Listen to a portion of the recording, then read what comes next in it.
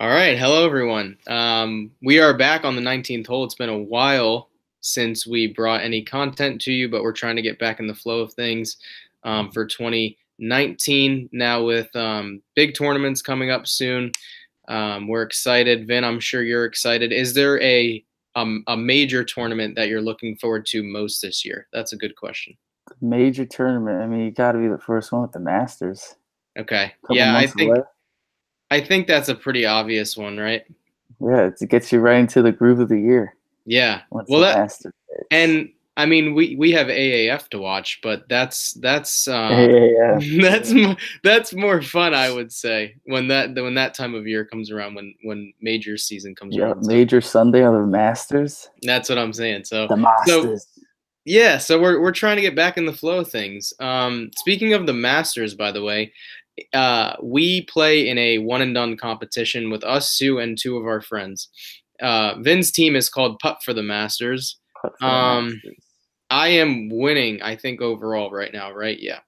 Yeah. Which, whatever. But let's talk about that. I think we still got 5 more months, 6 more Yeah, months. we got a while to go. And I've already used some fairly notable golfers. I have not used Hideki Matsuyama, but I have. I that's have. okay. So, Vin, are there some golfers that you like overall this week that you are thinking about playing In the in the one one and done, yeah. In the in the one one and and done? done, yeah. I mean, there are good. This course here compares to Quail Hollow and the Masters. So I'm looking at guys that would do good usually around the Masters times. And my pick this week's probably gonna be Adam Scott. Adam Scott usually does well at those types of courses. So he's one of my picks this week for a one and done. And then also Sergio Garcia, even though not that many people like him right now because of what happened overseas at Saudi Arabia.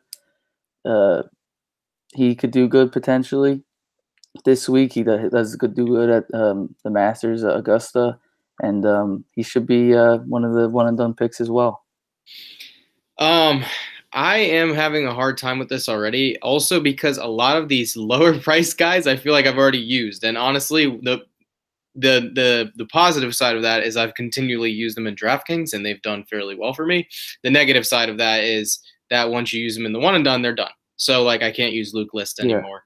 Um, and I think I've used Keegan already my too. So biggest name so far was Matsuyama. yeah, and I don't think I've had anybody that big. I know I played somebody big like 3 weeks ago. Let's see if I can figure that out. But you know, you really want to look for somebody that has like so okay. If you like look at the actual list, right? What is it? Is it 46? Is it 46 golfers? I'm not sure. I I think think. it's something like that. 46 or something. Or maybe 42, somewhere in that range. The strategy that I've tried to look at is if I can look at like the top list of elite golfers, right? Just look at you know, the rankings and think about like where's the lowest guy down because I'm not going to play anybody significantly lower than Yeah, 50 or 60th ranked on the PGA Tour. And so if you can use some of those lower end guys in the bottom tournaments, obviously that's better. And then you can yeah. use higher end guys in the top tournaments. Like you want to save Dustin for a mass, or a major tournament. Um, but yeah, I mean, I was looking at Another what nice one and done player, I would say Bubba. He won 3 times here, one last year. that's Usually true. does good at this course.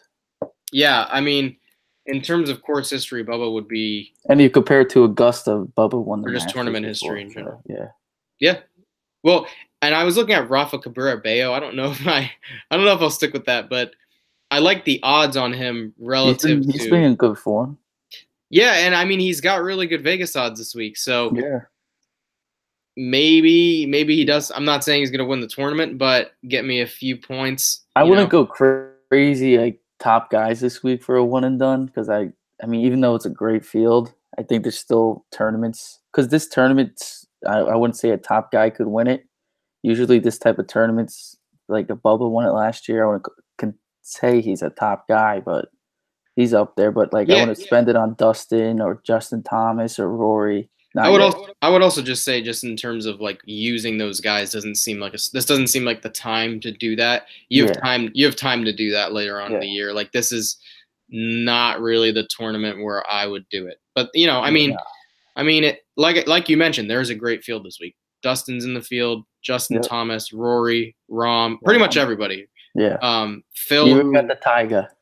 yeah, Tiger, yep. Phil, who is the most recent back-to-back winner here. Yep. So that's Phil's something of note. doing good too. Phil's in good form. And you know, so those are some names to think about when you're doing your one and done lineups. If you're not doing that, I mean, obviously now is a bad time to join. I guess you could still join. I think you can, right? Because if you're in a group with people, you just go from that point. And also, obviously, you haven't missed so much to the point where you couldn't make up for it. But yeah, it's a really fun way to play the game. I might even join the senior tour one and done just to get some extra action. Senior tour. Oh man. But anyway, so let's think too about we're gonna kind of try to look a little bit at the DraftKings slate too. Pricing, I think either just came out this morning or yesterday. Yesterday it came out. Yesterday, okay. Yeah. And I went through the numbers that I usually look at and made projections for players. There are guys that are standing out to me. I noticed that I'm getting a lot of similar guys from weeks past, and part of that is because the model that I use has factors in the weights between birdies and bogeys rather than guys that continually score pars. So players that have more variety of score are favored in the projections I use. So that being said, though, we'll break it down by tier and look at guys that we might like. So I guess let's look in that 9,000 and above range. Is there anybody that really sticks out to you? Okay, if I had to do 9,000 above, yeah, there's only really 2 to 3 guys I like from the 10,000 range, and it's Rory, JT, and Rahm. I wouldn't spend up the high for Dustin, even though he does good here. He's really not in that good of form, and I wouldn't want to spend 11,400 on a guy that who knows what you're going to get out of him this week. But Rory's my top play this week. I mean, he loves this course. It's like Quail Hollow. He's great at Quail Hollow. He does good at this course too. And if he can get his irons finally hitting, Rory's going to win this week. So I think he's going to get his irons going. So Rory's, I like that bold call. So you think he could win? Yeah. Maybe you should play him in the one and done then. Yeah, but I mean, you're right. Take into consideration. It would be, it could be a wasted move, but I mean, you got to catch me, right? You got to catch up with me. Yeah.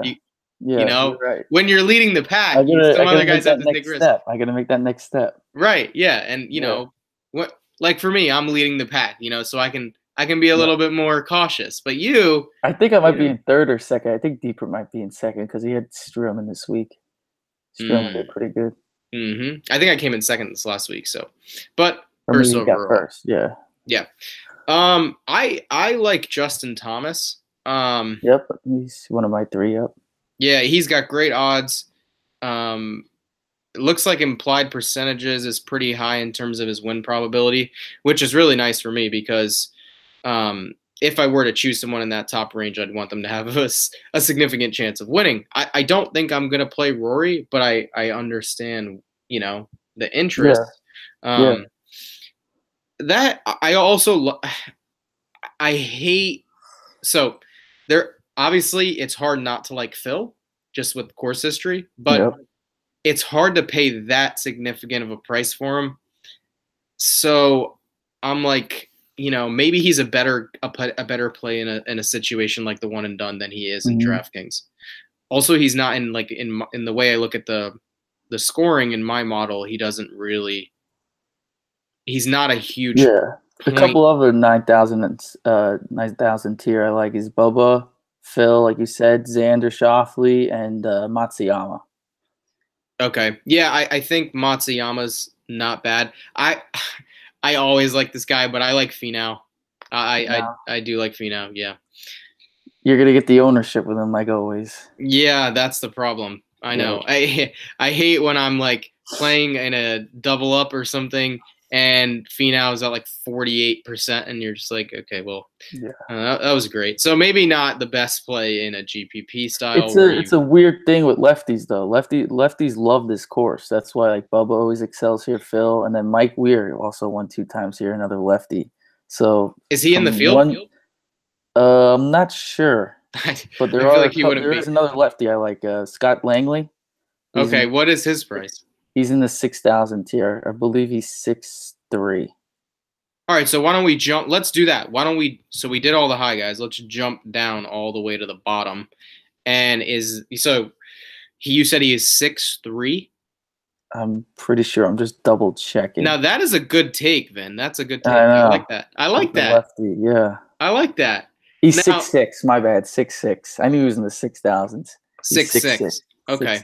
Scott Langley. All right. Yeah. Okay. If you look at it like this, Kyle Stanley, he's projected to be high 11% owned, and then Scott Langley 6. So you get a nice little 5% drop off from there. That's true. That's true. I mean, the numbers for me are similar on those two guys. Stanley's better, but they're not off by that much. I will tell you, I'm not gonna play him. I'll play him in a couple weeks. But I did see Fred Couples down there at the bottom. Yep, he's there. Oh, he'll be. Let me tell you, one and done. Full send in a couple weeks. Full send. You're the Masters guy with him. You always take him at the Masters. Yes, I do. And that trend should hopefully continue. One other guy that I was looking at a little bit was Keith Mitchell, who was priced really low. Mm-hmm. His form really isn't there though right now. No, it's not. That's the thing. You're right. It can hit this week. You never know. That's why the things with you never know with these lower tier guys. Yeah, I mean, like him and Stanley for me would be the two guys at the bottom that I would take in terms of like if I needed to punt for something that low.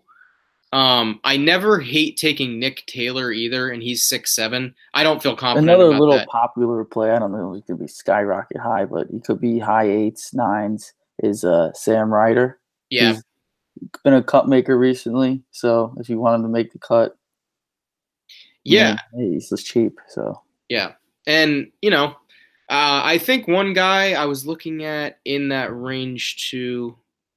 Oh yeah, so in terms of sticking on my old guy trend, in terms of making the cut and how I think has a decent chance of making the cut this week, is Jim Furyk. That's interesting. Yeah, I mean, he just really does look good in numbers-wise for me. Yeah. And, I don't know.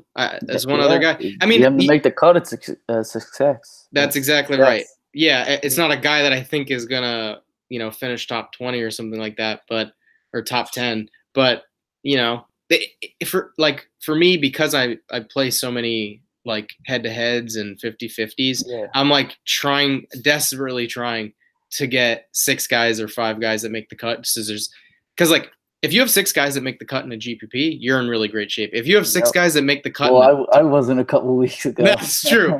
That's true. I had 4 guys, and I think we made around the same. Yeah, we had about the same amount of points. It wasn't a good Saturday and Sunday. No, just put it that way. Yeah. Well, but like that edge in terms of a GPP is huge, but it's even bigger in a double up, because in a double up, there's even less. Like if you look at the meters on, if you're not following, by the way, at Cut Sweats, great account to follow if you're doing fantasy golf. So highly recommended there.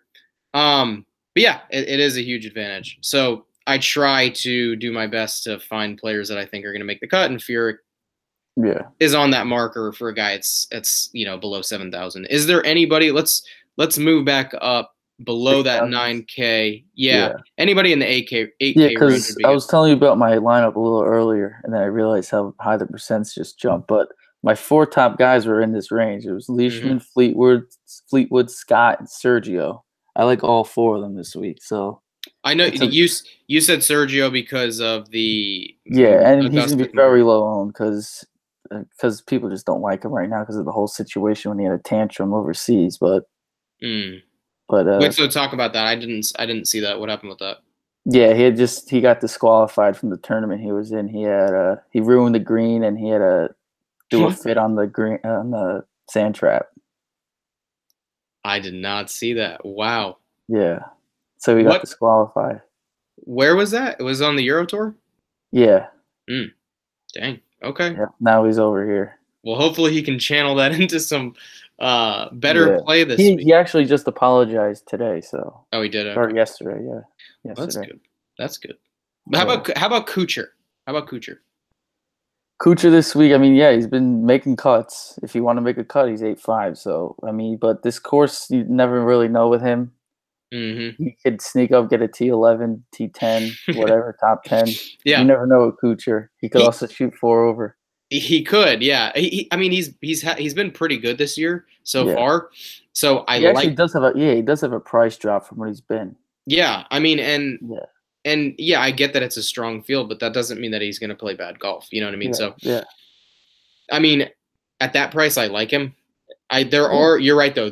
That is because you said that. But I would take Sergio over him. Cheaper. Okay. I'll probably go lesser owned. I'll probably go Kuchar above him, but I understand where you're coming from, and you also play more tournaments than I do, so yeah, you're taking a bit of risk with Sergio. Mm-hmm. But you mentioned too, there are a lot of higher owned guys in this range, and that means that it's very likely that you really need for your value to pay off at that range, because if other guys have guys at 8.5, 8.6, 8.7. And also a lock right now for me is Mark Leishman. On Monday he started at 10% projected own. Now he dropped to 5%, and he does very well at these types of courses. So if he stays at 5%, just hit the lock button on Mark Leishman. Leishman looks good on the stats I'm looking at. I don't know why he's 5%. It's going to end up going higher. I think it's just what you were saying before, because these other guys near him are very popular plays. Right in that range. I mean, right around the 8. A lot of people jump down to Fleetwood. I mean, he's also a good play this week. He's from 13 to 20. So people are like, oh, I'll take Fleetwood over Leishman. So. Mm-hmm. Yep. Yeah.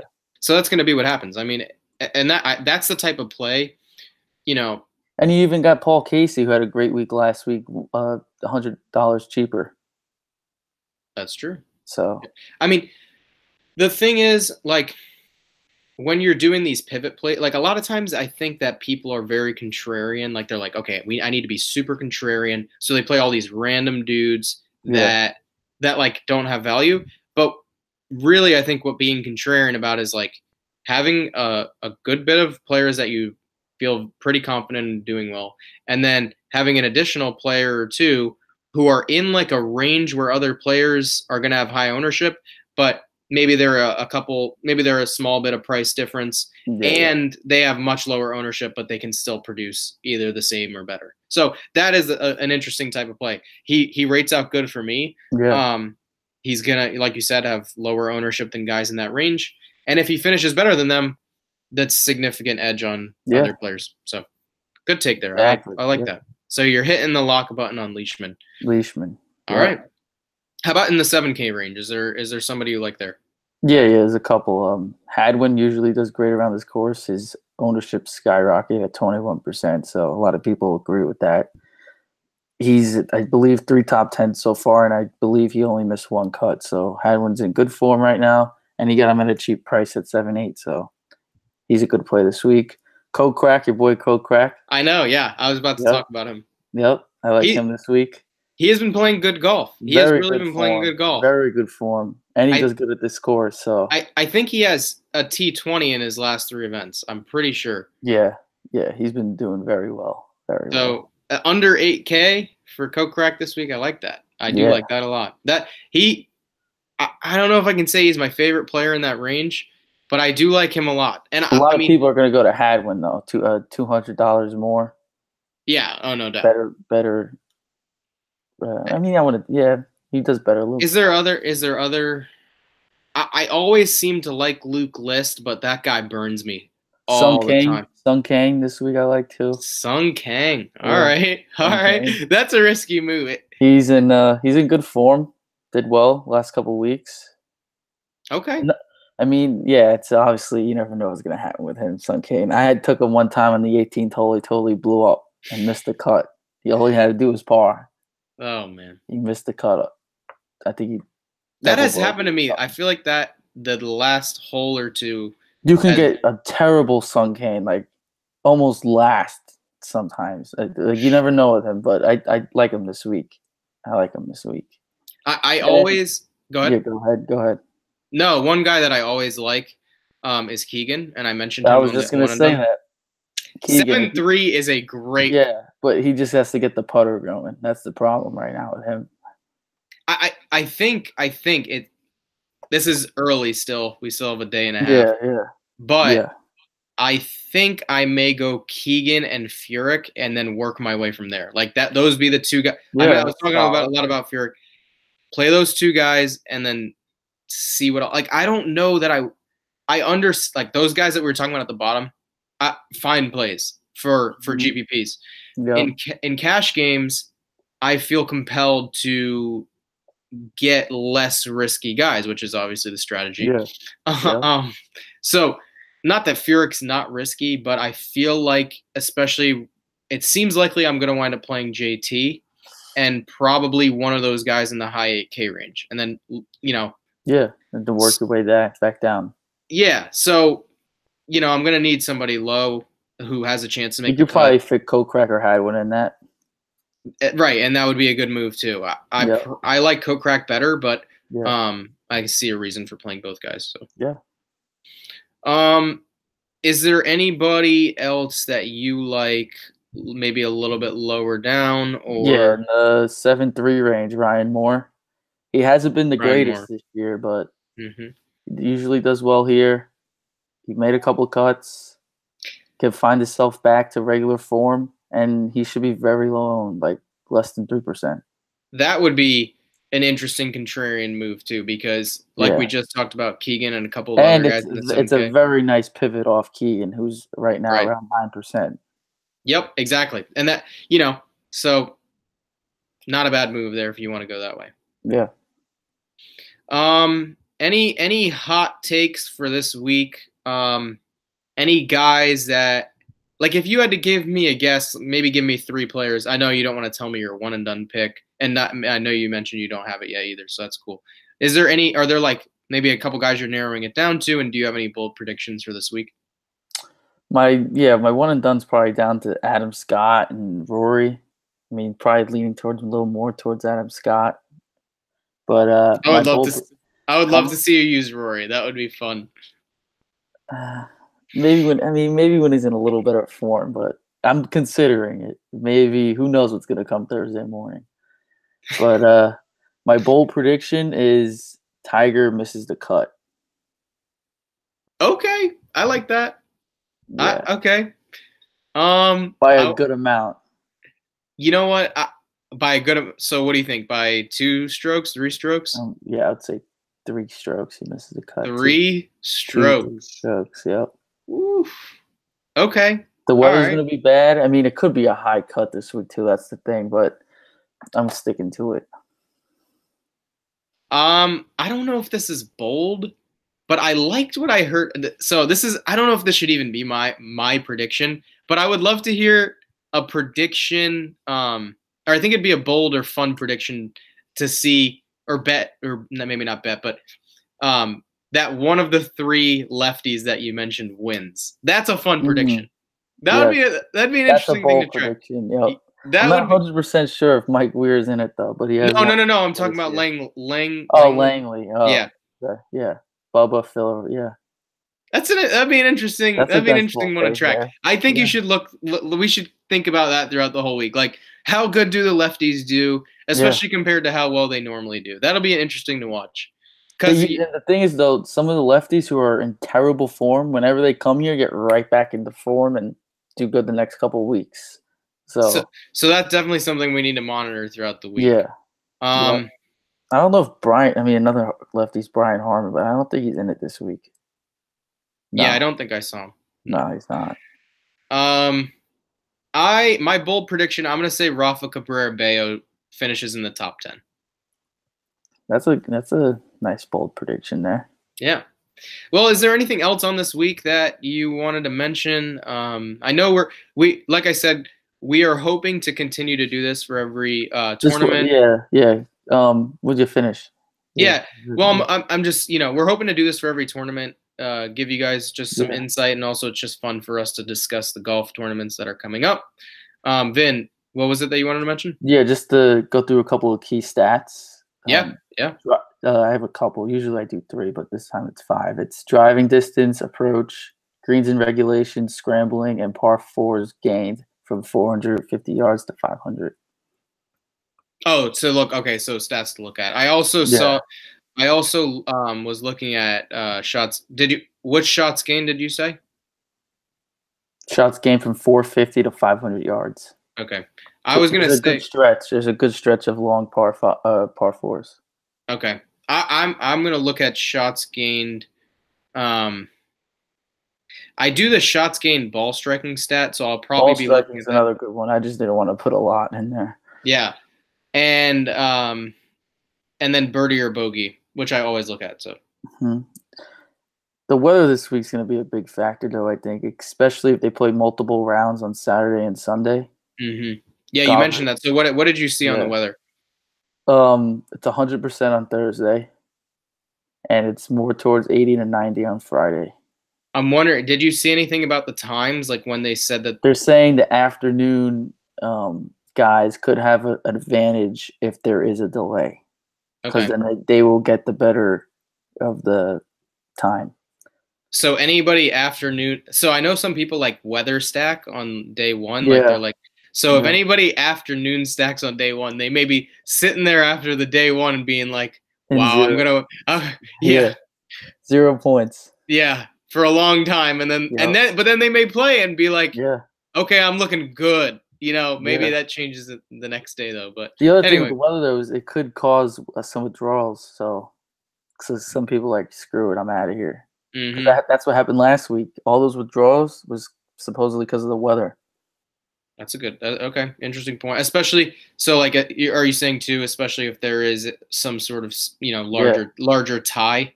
Yep. Okay. So keep that in mind. Hopefully, like I said, my strategy always try to find players that I think are going to make the cut, fill my lineup that way. I'll be looking for that. Also, if you want to follow us, we'll talk about this stuff throughout the week. I'm at John A. Maselli on Twitter. Vin? I'm at Vincent Chase 97. Yeah, and if you'd like to, definitely please subscribe. You can subscribe to us right here on YouTube. We will hopefully be posting these to SoundCloud as well. And we will be doing podcasts on this stuff as well as other sports too. I will be hoping to do stuff on MMA starting soon, as well as a bevy of other sports. And also, if you'd like, me and D Pert did a Alliance of American Football podcast yesterday, which is why I talked about it at the beginning. It's fantasy oriented. Now, obviously, there's no DraftKings or FanDuel or anything for that, but you can find ways to play. We definitely did. So, but definitely check that out. That is over on SoundCloud. So be sure to check it out. It's also on my Twitter account. With that, anything else? Any last word? Any parting words or any advice? No, just hope for a good week, and hopefully the weather doesn't ruin everything. Yeah. Well, enjoy the golf. Yeah. We hope you enjoyed the podcast, and we will see you next week. See you next week, guys.